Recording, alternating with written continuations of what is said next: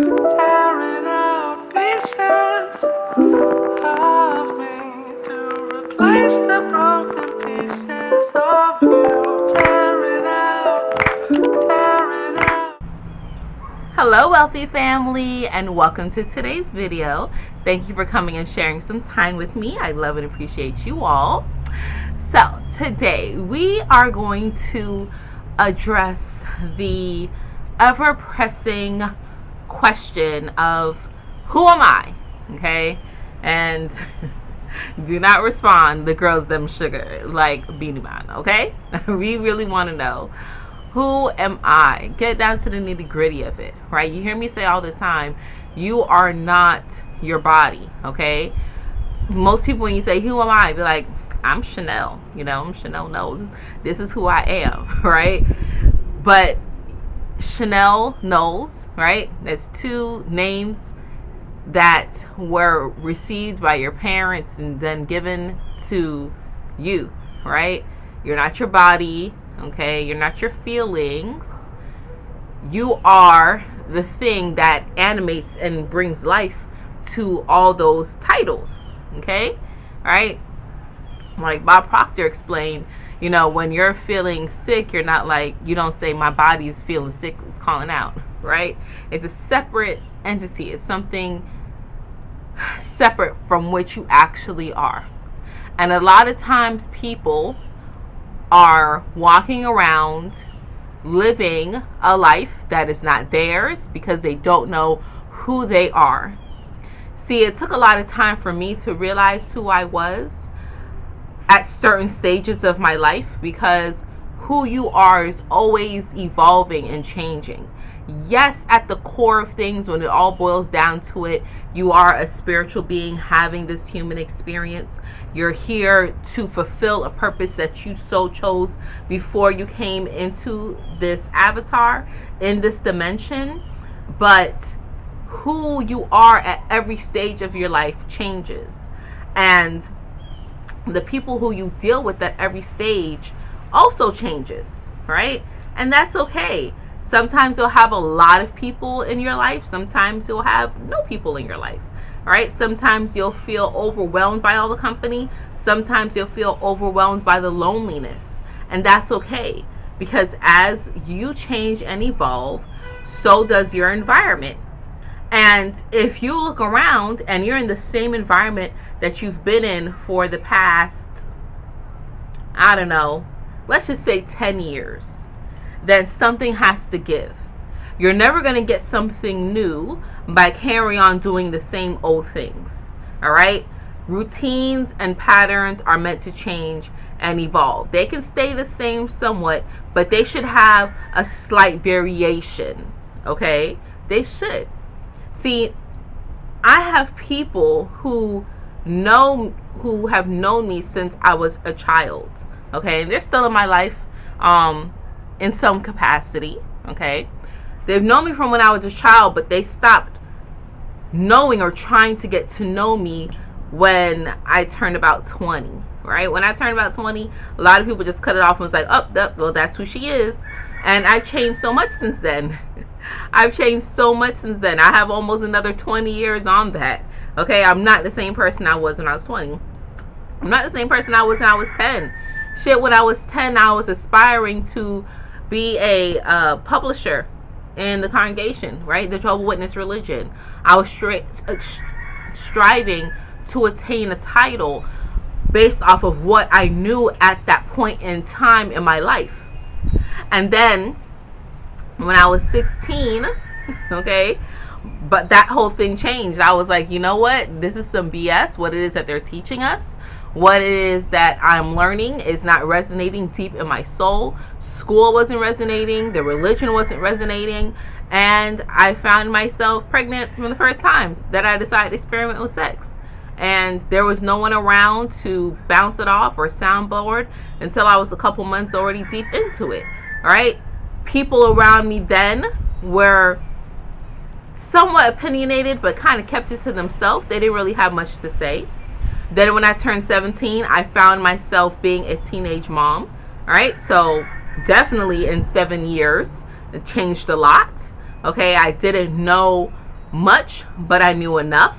And what I felt I didn't know, I did teach myself. My son also taught me a lot. Okay, he taught himself a lot, he taught me a lot. All right. Then when I turned 19, I was mom again. So now I'm learning to be a mom of two. At that point in time, my experience of life shifted. When I turned 20, about to be 21, I was a mom again. So I'm a mom of three now, right? Changing, evolving, and people are just like, oh, well, there she goes. That's who she is, right? Then I got married. Then I found myself at 23 learning to be a survivor of domestic violence and learning to get out of that situation.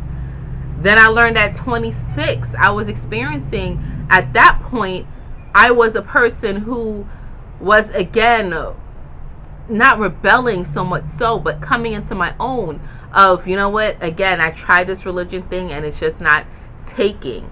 I tried doing the quote unquote right thing based on society's standards, and I can't. And I up and I left and moved again. Found my life in a new place, in a new space, learning to be with new people at that point in time in my life. Taking on 2 children and a man and running a household with all these different personality dynamics. And some people then had their opinions, but they kind of kept it to themselves, right? Not a lot of people would look from the outside and be like, man, you know, she's a teenage mom. She's going through domestic violence. She's leaving the religion. Oh, whoa, wait a minute. She's moving on and she's following her heart. Wait a minute, stop the press. I gotta intervene. It's funny how life goes, right? Then when I turned 30 and I said, you know what? Being raised by a Jehovah's Witness Jamaican mother, right? I was raised by my mom and my older siblings. The way how it shaped my outlook on life. I knew I was always kind of sheltered, but there were certain things I didn't know. So I was learning that who I was for a large part of my life didn't really gel with other people that were in my vortex because of how I was seeing and receiving life. How I was seeing and receiving life was shaping my perspective of certain things. And being raised as a Jehovah's Witness from Jamaican descent, there were a lot of things that I didn't see or experience. And people were like, well, what rock have you been under? So at 30, I was relearning all these things.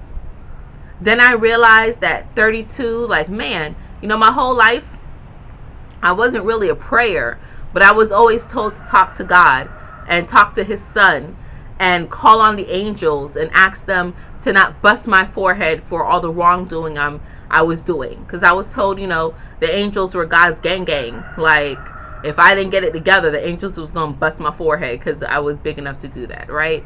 Never saw them as loving beings of light. And then I realized, okay, if I can talk to those spirits of beings and entities that I've never seen and kind of never really felt their presence in my life, although other people have, let me try to connect with my bloodline.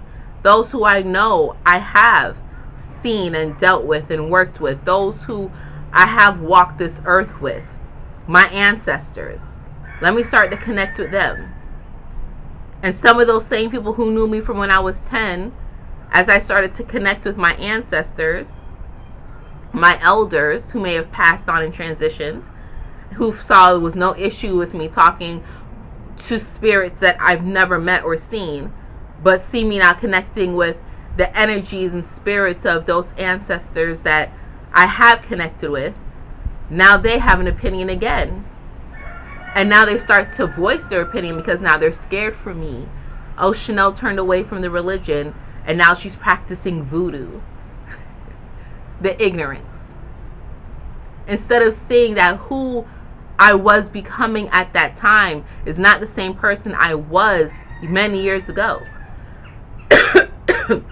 And not seeing the greatness that I was having in my life, that I was experiencing, and the comfortability that I was having for myself. The happiness that I was able to bring down into myself and into my family and for my children. The fact that I wasn't having to ask anyone for anything anymore. No more permission was needed. Because I was finally coming into my own self, my own being, my own wherewithal. But they didn't see that. They didn't see that's who I was becoming. They didn't see that I was finally finding my purpose in life, because I was choosing to go down the path of my own forging. And for so long, I was living a life. I was being conducive of a life. I was conducing a lifestyle that was not of my own creation. I was walking around people pleasing, and finally I decided to say no more after 3 decades of my life. How long is it going to take so many of us to realize who we are and what we want to be, and to realize that the path that we're walking is always of our own choosing? You can either choose to be your own person, bringing love and happiness to yourself, or you can choose to walk the path that other people have already walked down and laid out for you. 95% of the population walk down that path because they don't know who they are, because they won't take the time to sit with themselves, because they're scared of the things that they've been pushing down and repressing for so long.